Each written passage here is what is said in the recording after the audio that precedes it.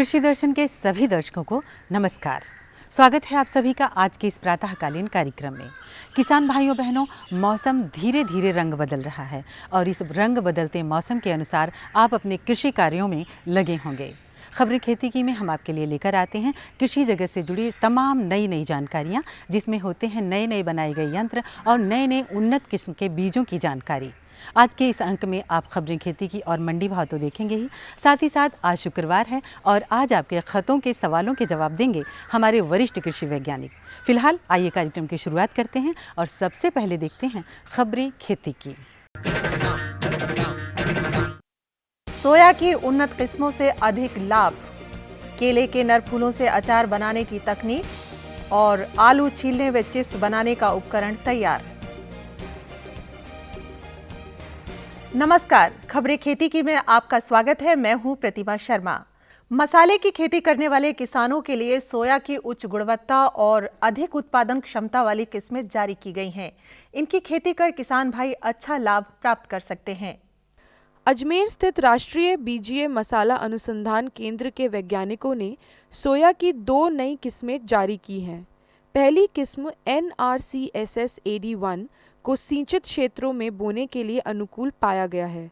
इसके पौधों की ऊंचाई करीब 134 सेंटीमीटर होती है। औषधीय गुणों वाली इसकी पत्तियां गहरे हरे रंग की होती हैं। इसकी फसल 142 दिनों में तैयार की जाती है। यह निर्यात के लिए अनुकूल है और इसमें करीब 3.5% तेल होता है। औसत उत्पादन क्षमता 14 क्विंटल प्रति हेक्टेयर है। इसके बीज 60 रुपये प्रति किलो बिकते हैं। वहीं जारी की गई दूसरी किस्म NRCSS-AD2 को वर्षा आधारित और सिंचित दोनों ही क्षेत्रों में बुआई के लिए अनुकूल पाया गया है। इसके पौधों की ऊंचाई 90 सेंटीमीटर होती है और फसल 135 दिनों में तैयार होती है। आम के आम गुठलियों के दाम, ये कहावत केले की खेती करने वाले किसानों के लिए सच साबित हो रही है। बागवान भाई केले के फल बेचने के अलावा उसके नर फूलों से अचार और सूप मिक्स बनाकर अच्छा मुनाफा कमा सकते हैं।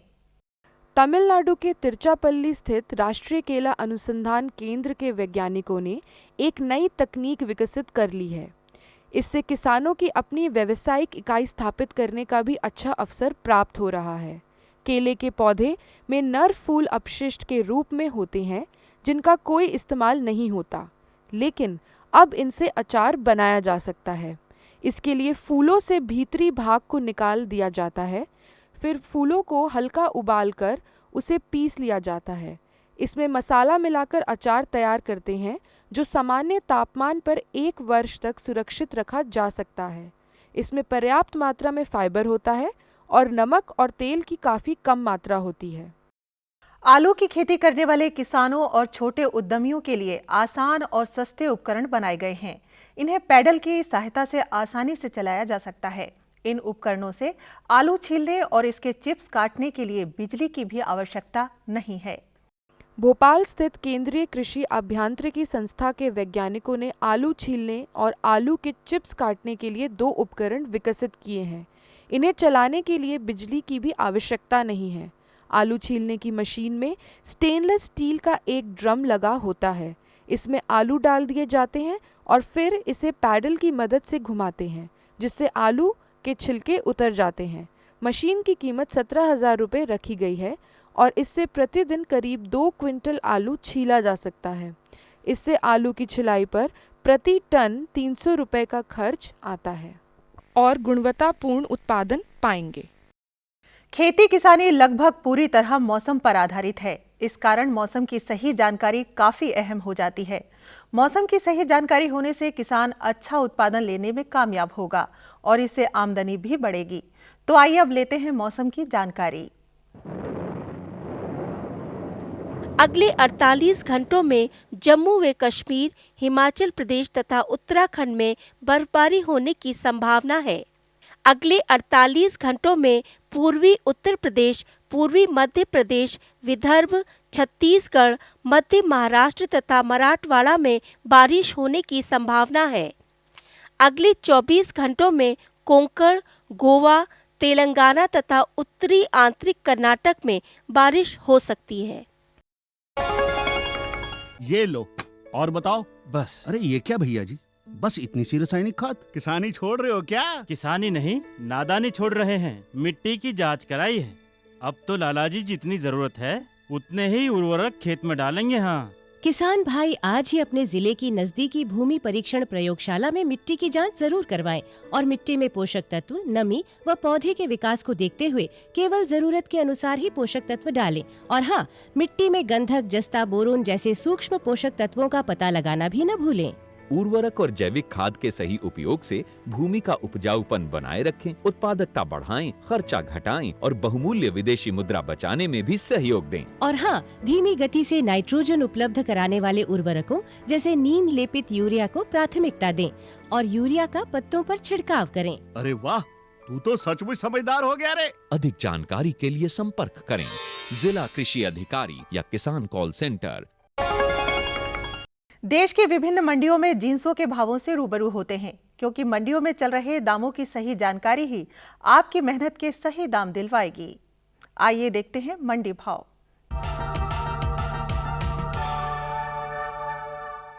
एक नजर डालते हैं देश की विभिन्न मंडियों में जिंसों के भाव पर। कॉफी मंजेरी केरल में 18,000 रुपए से 19,500 रुपए प्रति क्विंटल। चाय मंजेरी केरल में 14,500 रुपए से 15,500 रुपए प्रति क्विंटल। धान कासडोल छत्तीसगढ़ में 1,310 रुपए से 1,345 रुपए। पदमपुर ओडिशा में 1,310 रुपए। अलीगढ़ उत्तर प्रदेश में 3,450 रुपए से 3,600 रुपए। चावल नांदयाल आंध्र प्रदेश में 3,000 रुपए से 3,100 रुपए। कछार असम में 2,400 रुपए से 2,800 रुपए। जमशेदपुर झारखंड में 2,800 रुपए से 2,870 रुपए। गेहूं राजकोट गुजरात में 1,445 रुपए से 2,070 रुपए प्रति क्विंटल। अजमेर राजस्थान में 1,600 रुपए से 2,350 रुपए। रायगंज पश्चिम बंगाल में 1,675 रुपए से 1,725 रुपए। सरसों तेल गुवाहाटी असम में 8,339 रुपए से 9,067 रुपए प्रति क्विंटल। इटावा उत्तर प्रदेश में 7,800 रुपए से 8,000 रुपए प्रति क्विंटल। अब एक नज़र डालते हैं फल सब्जियों के भाव पर। अंगूर नारायणगढ़ हरियाणा में 3,500 रुपए से 4,000 रुपए प्रति क्विंटल। बिलासपुर हिमाचल प्रदेश में 3,800 रुपए से 6,000 रुपए। गढ़शंकर पंजाब में 3,000 रुपए से 4,000 रुपए। केला उधमपुर जम्मू व कश्मीर में 2,800 रुपए से 3,000 रुपए। मंजेरी केरल में 2,200 रुपए से 2,400 रुपए। सेब कांगड़ा हिमाचल प्रदेश में 6,000 रुपए से 8,000 रुपए। जगराव पंजाब में 5,000 रुपए से 5,500 रुपए। आगरा उत्तर प्रदेश में 6,220 रुपए से 6,300 रुपए। भिंडी सूरत गुजरात में 2,250 रुपए से 3,250 रुपए। बहादुरगढ़ हरियाणा में 5,000 रुपए। फूलगोभी कांगड़ा हिमाचल प्रदेश में 800 रुपए से 1,000 रुपए प्रति क्विंटल। दीमापुर नागालैंड में 1,500 रुपए से 2,000 रुपए। बारगढ़ ओडिशा में 700 रुपए से 800 रुपए। प्याज गुवाहाटी असम में 1,200 रुपए से 1,300 रुपए। सूरत गुजरात में 850 रुपए से 1,125 रुपए।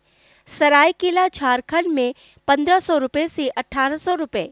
अब एक नज़र डालते हैं देश की विभिन्न मंडियों में मसालों के भाव पर। जीरा राजकोट गुजरात में 8,350 रुपए से 9,500 रुपए प्रति क्विंटल। जोधपुर राजस्थान में 8,700 रुपए से 9,100 रुपए। लाल मिर्च बोलंगीर ओडिशा में 9,000 रुपए से 10,000 रुपए। लहसुन गुवाहाटी असम में 2,500 रुपए से 5,500 रुपए। उधमपुर जम्मू व कश्मीर में 3,000 रुपए से 4,000 रुपए। दीमापुर नागालैंड में 4,500 रुपए से 5,000 रुपए। हल्दी पडेरू आंध्र प्रदेश में 6,000 रुपए से 8,000 रुपए। मंजेरी केरल में 6,500 रुपए से 7,000 रुपए। कोयम्बटूर तमिलनाडु में 5,888 रुपए से 6,809 रुपए प्रति क्विंटल। खेती की खबरों में आज इतना ही। कृषि दर्शन कार्यक्रम में और अधिक रोचक और ज्ञानवर्धक जानकारियों के लिए देखते रहिए कृषि दर्शन। किसान भाइयों बहनों, खत महज कागज़ का टुकड़ा ही नहीं होते, बल्कि उसमें छिपा होता है भेजने वाले का प्यार और उसकी भावनाएं। हमें भी बहुत खुशी मिलती है जब सुदूर गांव कस्बों से आपके प्यारे प्यारे ख़त हम तक पहुंचते हैं, और हमारी भी यही कोशिश होती है कि आप सभी के ख़तों को अपने कार्यक्रम में शामिल करें। तो आज भी आपके ख़तों के जवाब दे रहे हैं हमारे वरिष्ठ कृषि वैज्ञानिक। देर किस बात की, आइए देखते हैं आपकी चिट्ठी।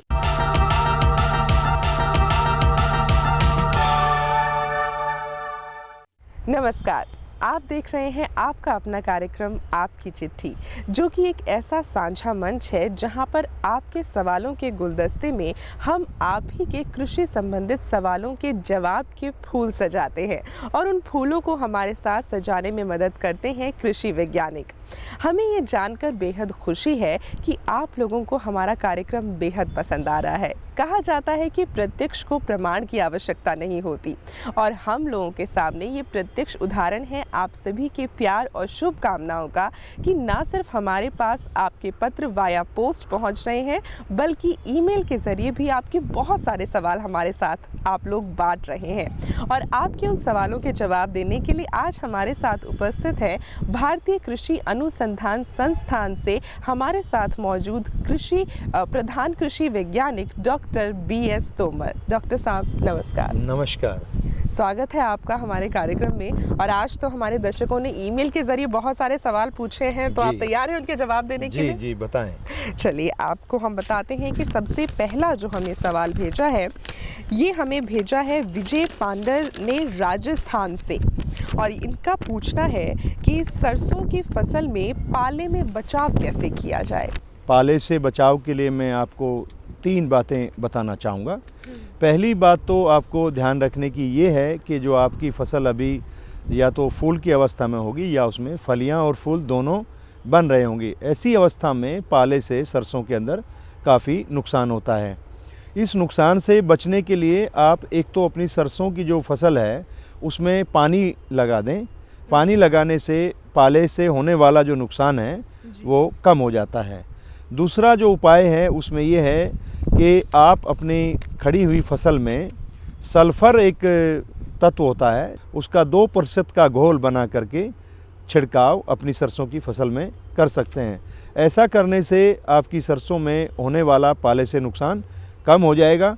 साथ ही साथ आपको ये भी ध्यान रखना है कि आप निरंतर स्थानीय कृषि विज्ञान केंद्र से संपर्क में रहें। और तीसरा उपाय जो है ये है कि शाम के समय जब पाला गिरने की सूचना मौसम विज्ञान द्वारा दी गई है, विभाग द्वारा दी गई हो, तो आप अपने खेत में शाम के समय धुआं कर सकते हैं। धुआं करने से भी आपकी सरसों की फसल में पाले से नुकसान से बचाया जा सकता है। अगर आप ये तीनों उपाय करते हैं तो आपकी सरसों की फसल में पाले से होने वाले नुकसान से पूरी तरह से बचा जा सकता है। हमारा जो अगला सवाल आया है ये हमें भेज रहे हैं शशिकांत सिंह, और इनका पूछना है कि ये ग्रीन हाउस टेक्निक के ज़रिए फूलों की खेती करना चाहते हैं, तो इन फूलों को किस तरह से खिलाया जा सकता है। फूल में अनेक प्रकार की फूल की फसलें हैं जिनकी आप खेती कर सकते हैं। जैसे गुलाब है, गुलाब की आप खेती कर सकते हैं।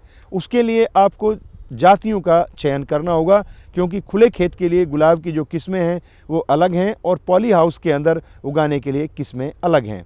तीसरी बात है कि आप गुलाब के अतिरिक्त आप जो है जरबरा है, कार्नेशन है, लिलियम है, इनकी भी खेती आप इसके अंदर कर सकते हैं। इसके अतिरिक्त आप नर्सरी पौध बनाने का कार्य भी कर सकते हैं, यानी कि सब्जियों की, फूलों की पौध भी आप हरित गृहों के अंदर तैयार कर सकते हैं।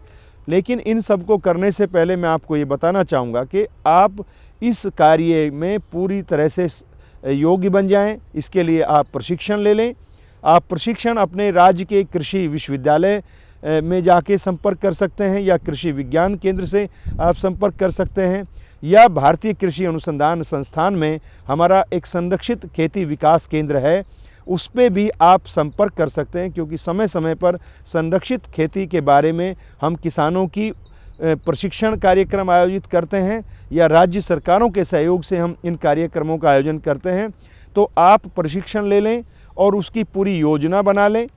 आप इसके साथ साथ एक बात मैं और आपको बताना चाहूँगा कि आपको इन फूलों का विपणन कहाँ करना है, इस बात का भी आप निर्धारण कर लें, क्योंकि उत्पादन तो आप कर सकते हैं, लेकिन जब तक आपके पास विपणन की पूर्णतः सुविधा नहीं होगी तो आपकी जो संरक्षित खेती है, फूलों की खेती, ग्रीन हाउस में उतनी सफल नहीं होगी। इसलिए आप इसका उचित नियोजन करें, प्रॉपर उसकी जो है आप प्रशिक्षण ले लें और मार्केटिंग और उनसे संबंधित जो पोषण पर संबंधित जानकारी हैं, उनके पौधों की उपलब्धता है, इन सारी बातों का आप नियोजन कर लें और तब इस प्रयास को आप आगे बढ़ाएं, तब आप इसमें सफल हो सकते हैं। अगला सवाल जो हमारे पास है ये हमसे पूछ रहे हैं वीरेंद्र वर्मा जी, और ये डेयरी प्रोग्राम के बारे में जानना चाहते हैं। जी देखिए वीरेंद्र जी, आप डेयरी करना चाहते हैं, ये भी एक बहुत अच्छा व्यवसाय है।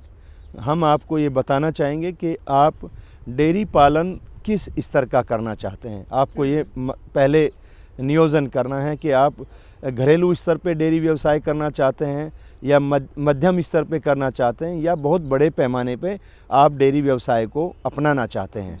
तो अगर आप ये डेयरी व्यवसाय करने का आपका दृढ़ निश्चय है तो आपको दूसरी बात का निर्णय ये लेना है कि आप भैंस को पाल करके डेयरी व्यवसाय आगे करना चाहते हैं या गाय के माध्यम से आप इसको करना चाहते हैं। अगर भैंस से करना चाहते हैं, उसकी उन्नत किस्में जो हैं, उन्नत नस्ल जो हैं हमारी भैंसों की, जैसे मुर्रा है, भदावड़ी है, नीली रावी है, सुरती है, इनमें से जो उन्नत किस्में हैं हमारी भैंस की, उनके आप पशु लें और उनके किस प्रकार से उनका पोषण व्यवस्था करनी है, कितना चारा खिलाना है, कितना दाना खिलाना है, किस प्रकार से पशुओं के डेयरी की जो पशुशाला है उसका निर्माण करना है। दो प्रकार से पशुशाला का निर्माण किया जा सकता है। एक को हम बोलते हैं हेड टू हेड सिस्टम, एक को होता है tail to tail system. Head to head system में बीच में एक दीवार लगा के दोनों तरफ पशुओं को चारा दाना खिलाने के लिए उनकी खोर बनाई जाती है और दोनों पशुओं के सिर आपस में एक सामने आमने सामने होते हैं, इसको हेड टू हेड सिस्टम बोलते हैं। और दूसरा सिस्टम होता है टेल टू टेल, यानी कि पशुओं के जो पीछे वाला भाग है वो आपस में मिलता है और उनकी जो चारे की जो खोर हैं वो दोनों की अलग अलग होती हैं। तो आपको मुर्रा का जो बहुत प्रचलित क्षेत्र है, हरियाणा में झज्जर, रोहतक या जो है आपका हिसार का एरिया है, वहाँ से आप इस नस्ल को ले सकते हैं। अगर आप नीली रावी नस्ल लेना चाहते हैं तो आप पंजाब के कई ज़िलों में आपको जाना पड़ेगा और वहाँ से उसको अच्छी नस्ल के जो पशु हैं, दुधारू पशु हैं, उनको लें। अगर आप गाय लेना चाहते हैं तो गाय में एक तो जर्सी नस्ल है और दूसरी होलेस्ट्रीन है, या इन दोनों के बीच के संकर नस्लें भी हैं, या इसके साथ साथ हम अपनी भारतीय नस्लें हैं जैसे गिर नस्ल है, आप इसको भी ले सकते हैं और इसका पालन कर सकते हैं।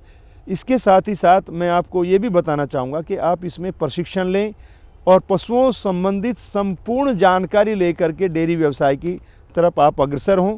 और ये जो जानकारी हैं आप अपने राज्य का, जो अपने ज़िले का जो कृषि विज्ञान केंद्र है उसमें पशुपालन का जो विशेषज्ञ है उससे चर्चा करें, या राज्य का जो कृषि विभाग है उसमें पशुपालन अधिकारी होता है और वेटरनरी ऑफिसर होता है जिला स्तर पे या तहसील लेवल पे, उनसे भी आप संपर्क करें, चर्चा करें, इनके आने वाली जो बीमारियां हैं उनके बारे में जानकारी लें, दूध निकालने के बारे में आप जानकारी लें। और इस प्रकार से इसमें सरकार के द्वारा भी अनेक योजनाओं के अंतर्गत किसानों को सहायता दी जाती है, उसके संबंध में भी आप जिला पशुपालन अधिकारी से आप जानकारी लेकर के डेयरी व्यवसाय को कर सकते हैं। हमारा जो एक अगला ईमेल आया हुआ है ये हमें भेजा है पशुपति नितिन ने, और ये अपने ईमेल के ज़रिए हमसे मुर्गी पालन के बारे में ही पूछ रहे हैं, तो उसमें आप कुछ रोशनी डालें।